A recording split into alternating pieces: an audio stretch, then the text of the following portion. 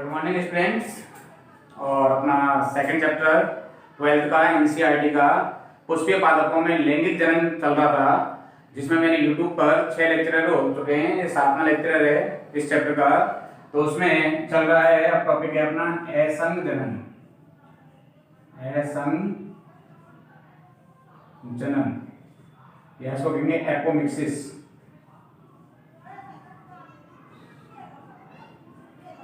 ठीक है, असंग जनन किसे कहते हैं? बिना निषेचन के, निषेचन हो नहीं और बीज पैदा करने हैं, तो बिना निषेचन के बीज पैदा करने की प्रक्रिया क्या कहलाती है? असंग जनन कहलाती है।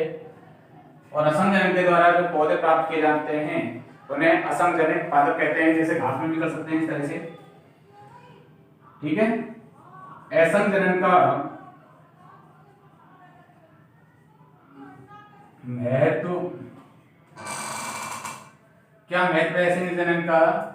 असंग जनन के द्वारा लाभदायक जो हैं, जो लक्षण होते हैं, उनको अनिश्चित काल तक सुरक्षित रखा जा सकता है। लाभदायक लक्षणों को अनिश्चित काल तक सुरक्षित रखा जा सकता है। दूसरा, संकर जो बीज उत्पादन है, संकर बीज उत्पादन के द्वारा सरल पौधे प्राप्त किए जा सकते हैं।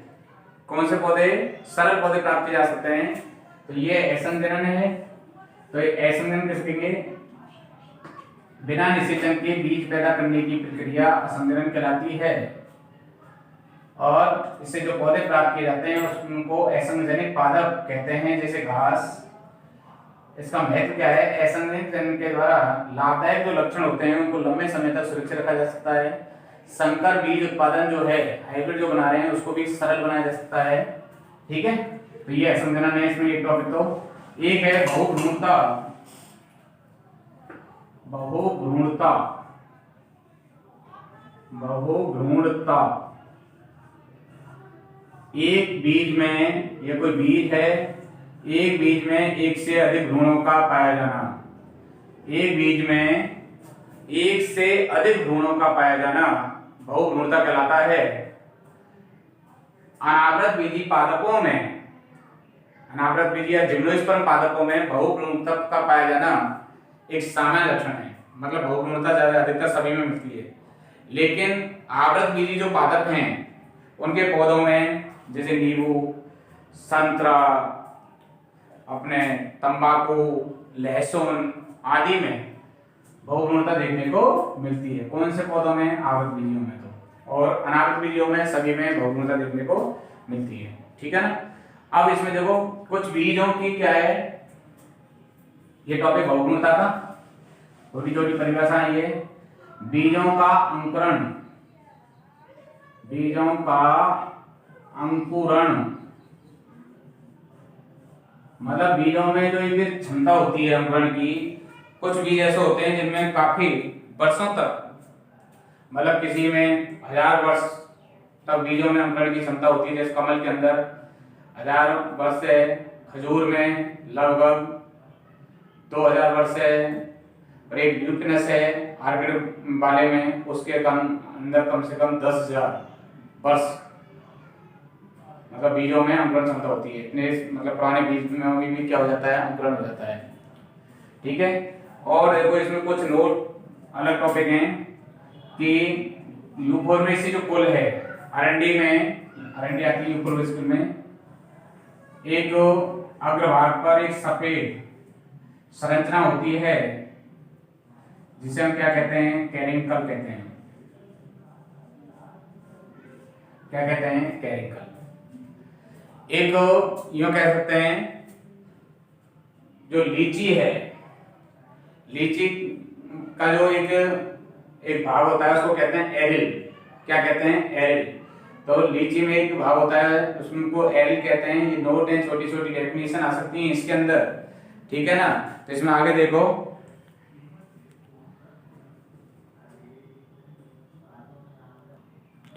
तो यूं कह सकते हैं कि यूफोर्बिएसी कुल के पौधों के बीज में बीजांड द्वार की ओर एक सफेद संरचना होती है जिसे हम क्या कहते हैं? कैरिंकल कहते हैं। ठीक है। जैसे हम यूं भी कह सकते हैं कि बीजांड के चारों ओर एक भाग होता है, लीची के अंदर बीजांड के चारों ओर खाने का भाग होता है, जिसे हम क्या कहते हैं, एरिल कहते हैं। तो लीची में होता है, किस में होता है, लीची में, ठीक है। और बीजांड द्वार वाले छोर पर एक पिलंगनुमा संरचना होती है बीजपत्रियों में, जिसे हम क्या कहते हैं, ओपर्कुलम कहते हैं। क्या कहते हैं, ओपर्कुलम। क्या कहते हैं, ओपर्कुलम। तो ये बीजपत्रियों में देखने को मिलती है, ठीक है। तो ये छोटे छोटे क्वेश्चन इस तरह आ जाएंगे। तो आगे देखो, नेक्स्ट इनकी कुछ सूत्र गणता है, जैसे एक है लघु बीजाणु, एक होता है गुरु बीजाणु,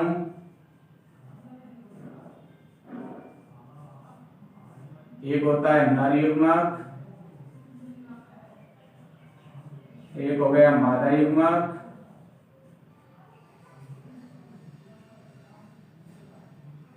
ठीक है। एक हो गया नलिका केंद्रक, एक हो जाएगा भ्रूण कोश, ठीक है। एक होता है भ्रूण कोश,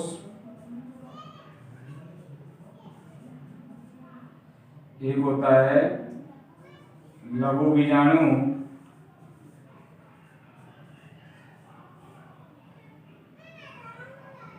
कोश का, एक होता है गुरु बीजाणु,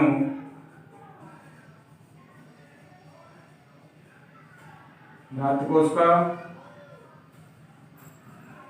इसके लघु बीजाणु जो होते हैं एवृत होते हैं, गुरु बीजाणु की एवृत, नर युग्मक की एवृत, मादा युग्मक की एवृत, नलिका के अंदर की एवृत, भ्रूण कोश की सूत्रमता है, भ्रूण कोश की 3n, लघु बीजाणु मातृकोश की 2n, गुरु बीजाणु मातृकोश की 2n।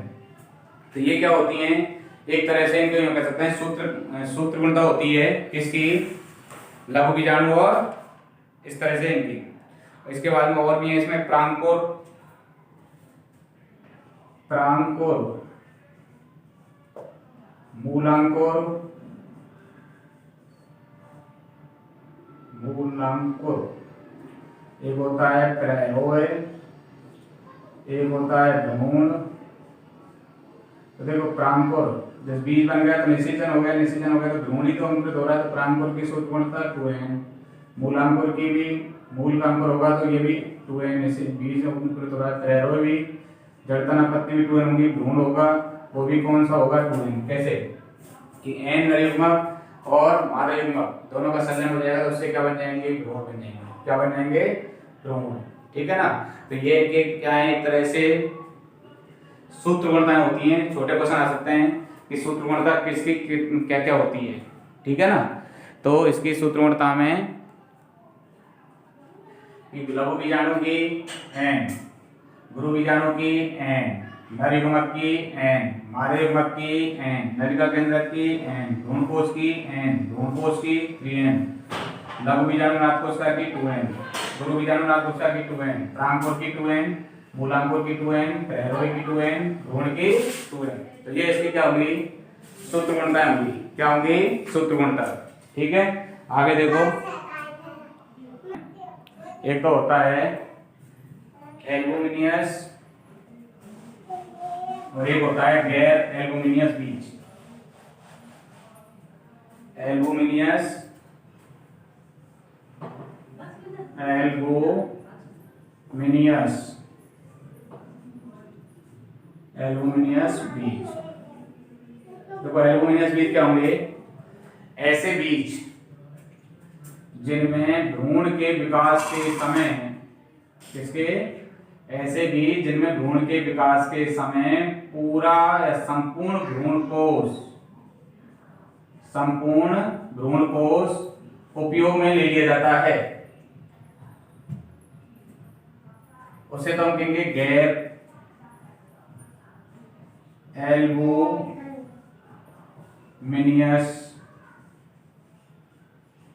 गैर एल्बुमिनियस बीज।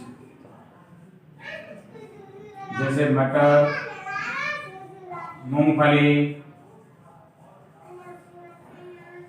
ऐसे बीज जिनमें भ्रूण के विकास के समय संपूर्ण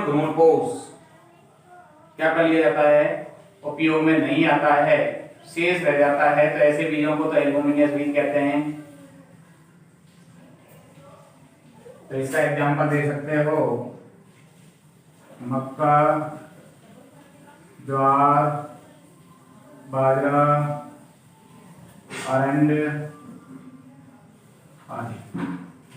और ऐसे बीज जिनमें बीज भ्रूण के विकास के समय भ्रूणकोश क्या रह जाता है, शेष रह जाता है, एल्यूमिनियस बीज। और ऐसे बीज जिनमें भ्रूण के विकास के समय भ्रूणकोश शेष नहीं रहता है उन्हें हम क्या कहते हैं, गैर एल्यूमिनियस बीज। तो इसके एग्जांपल दे सकते हो मटर और मूंगफली। इसके बाद में देखो नेक्स्ट टॉपिक इसमें बच रहा था भ्रूण। एक टॉपिक और बच रहा था भ्रूण। कौन सा, भ्रूण या इंडो। तो भ्रूण क्या है, एक तरह से यूं कह सकते हैं निषेचन होने के उपरांत एक संरचना होती है। निषेचन होने के बाद ये संरचना है और ये बीजांड द्वारा वाले क्षेत्र है, उधर ये भ्रूण स्थित होता है। और एक तरह से यूं कह सकते हैं भ्रूण जो बनने की प्रक्रिया है ये किससे बनता है, ये यूग्नज से। भाई जैसे ये भ्रूण कोश है, क्या है ये भ्रूण कोश, ये ध्रुवीय कोश का, ये अंडकोश का, ये साइकोश का। तो अंडकोश का और एक नरयुग्मक आता है परागकण से, तो एक नरयुग्मक, और ये अंडकोश का मादा युग्मक, दोनों का संलयन हो जाता है, उसको हम क्या कहते हैं, युग्मनज। और युग्मनज से जो भ्रूण बनता है उस प्रक्रिया को क्या कहते हैं, भ्रूणोद्भव। क्या कहते हैं, भ्रूणोद्भव, भ्रूण का उद्भव, या इसको कहते हैं एम्ब्रोजेनेसिस।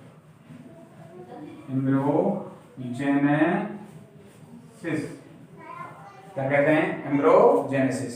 अब इसमें आगे देखो, एकबीजपत्री और द्विबीजपत्री में भ्रूण का विकास कैसे होता है।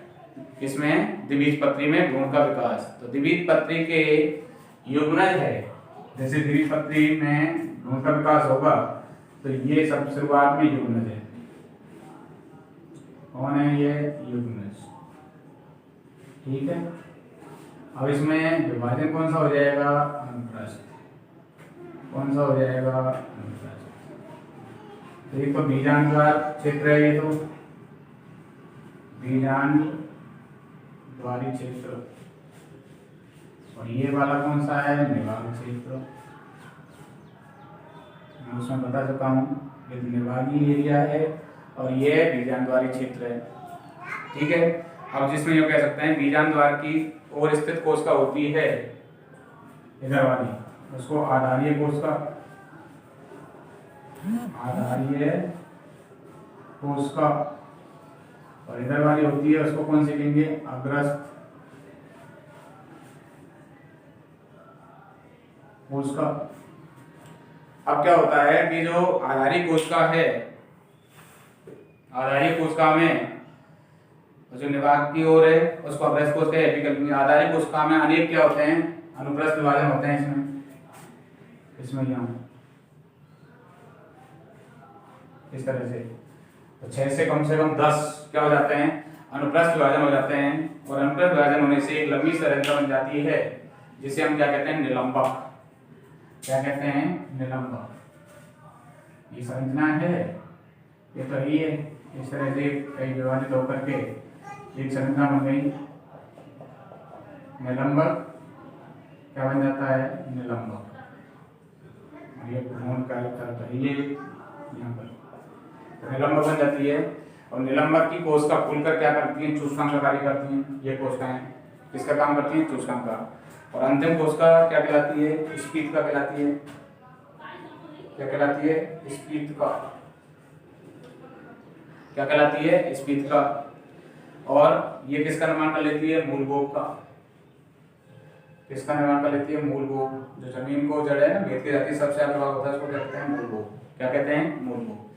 अब क्या होता है, इस दौरान जो अग्रस्थ कोशिका है उसमें भी क्या हो जाते हैं, इस वाले में अनुप्रस्थ विभाजन हो जाते हैं। अनुप्रस्थ विभाजन होते हैं 4 से 8 कोशिका इस तरह की अवस्था बन जाती हैं। अब यूँ कह सकते हैं कि इनमें से स्फीतका की ओर 4 कोशिकाएं हैं। स्फीतका की ओर मतलब इधर वाली है ना, इधर की साइड में को क्या कहेंगे हाइपोवेसल।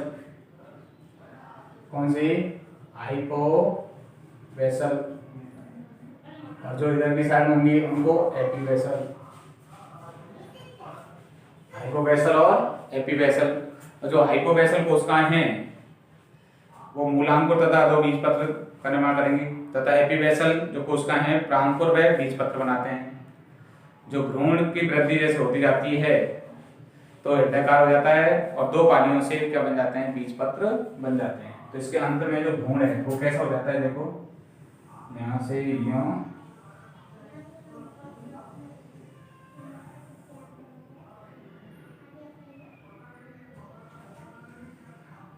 यहाँ पर तो होता है क्या? प्रांकुर। ये बीज पत्र का आधार है, बीज पत्राधार। ये क्या हो गया? बीज पत्र। ठीक है, क्या हो गए? बीज पत्र। और यहाँ पर क्या होता है? ये मूलगोप। क्या होता है? मूलगोप। ठीक है, इसके बाद यहाँ ये क्या होता है? मूलांकुर। क्या होता है? मूलांकुर। तो द्विबीजपत्री में इस तरह से विकास हो जाता है। तो सबसे पहले युग्मज में अनुप्रस्थ विभाजन हुआ। अनुप्रस्थ विभाजन होने से 2 कोशिकाएं बन गई, एक तो बीजांडवाद की ओर वाली कोशिका आधारी कोशिका और निवाहक वाले क्षेत्र की अग्रस्थ कोशिका। बीजांडवाद की ओर 2 कोशिकाएं आधारी कोशिकाएं, इसमें 6 से 10 अनुप्रस्थ विभाजन होते हैं, जिससे निलंबक का निर्माण हो जाता है। निलंबक सूचकांक का कार्य करता है। इसके अंतिम कोशिका क्या कहलाती है? स्फीतका कहलाती है। इसके बाद में जो बात करते हैं किसकी? अग्रस्थ वाले भाग की कोशिका एक तो होती हैं हाइपोवेसल। हाइपोवेसल वाली जो कोशिकाएं होती हैं वो स्फीतका की इधर की ओर की होती हैं, एपीवेसल इधर की होती हैं। हाइपोवेसल जो कोशिकाएं होती हैं इससे क्या है? मूलांकुर तथा अधोबीजपत्र बनते हैं, जबकि एपीवेसल जो कोशिकाएं होती हैं प्रांकुर तथा इससे क्या बनते हैं? बीजपत्र बनते हैं। और जो अंत में क्या होता है? जो भ्रूण है वृद्धि के साथ साथ हृदयकार हो जाता है और इससे 2 पालियों में इसके बीजपत्र विभक्त हो जाते हैं। तो द्विबीजपत्री भ्रूण की संरचना तो इस तरह से होती है। ठीक है, तो इसमें हम डायग्राम बना सकते हैं कौन कौन से।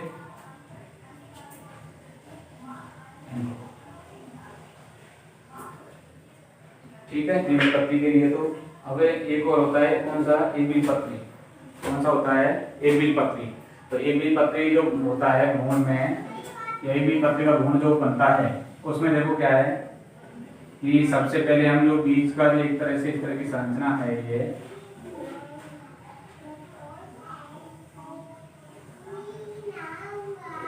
इसको क्या कहते हैं? स्कूटेलम। स्कूटेलम।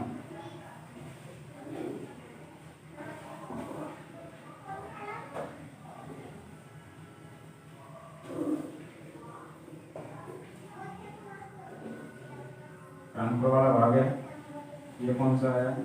मूलांकुर। ठीक है, ये मूलांकुर चोल।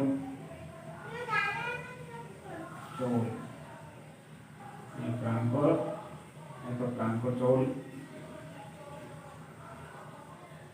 बीजपत्री के समान होती है बीजपत्री में, लेकिन इसमें एक भाग होता है कौन सा? बीज का जो सबसे भाग होता है, ये सबसे जो अलग निकला रहता है इसको स्कूटेलम में पेसेल बोलते हैं। और इसका भाग ये प्रांकुर चोल होता है। तो प्रांकुर, नीचे मूलांकुर, मूलांकुर चोल। मूलांकुर ये तो मूल का निर्माण करते हैं, प्रांकुर होते हैं वो किसका निर्माण कर लेते हैं? पेरेरो का निर्माण लेते हैं। किसका निर्माण कर लेते हैं? पेरेरो का। अब इसमें बाह्य जो आवरण है इनका सूख करके कठोर हो जाता है, जिससे एक कवच बन जाता है, जिसको क्या कहते हैं? हम टेस्टा कहते हैं। और अंदर अध्यावरण जो होता है उसको क्या कहते हैं? टैगमेंट कहते हैं। क्या कहते हैं? टैगमेंट। तो एकबीजपत्री में जो भ्रूण बनने का विकास है वो द्विबीजपत्री समान है, लेकिन इनके परिपक्व भ्रूण में केवल एक बीजपत्र होता है। परिपक्व भ्रूण में केवल कितने बीजपत्र होते हैं? एक। कितना होता है? एक। बीजपत्र को क्या कहते हैं? स्कूटेलम, जो भ्रूण के अग्रस्थ भाग में होता है। और प्रांकुर कहाँ होते हैं? पार्श्व में स्थित होते हैं। आधारी भाग को मूलांकुर चोल तथा शीर्ष भाग को प्रांकुर चोल कहते हैं। शीर्ष भाग को तो प्रांकुर चोल और आधारी भाग को मूलांकुर चोल। तो ये एकबीजपत्री के अंदर क्या होती है? इस तरह की संरचना होती है। तो ये एकबीजपत्री का है और ये द्विबीजपत्री का है। ठीक है।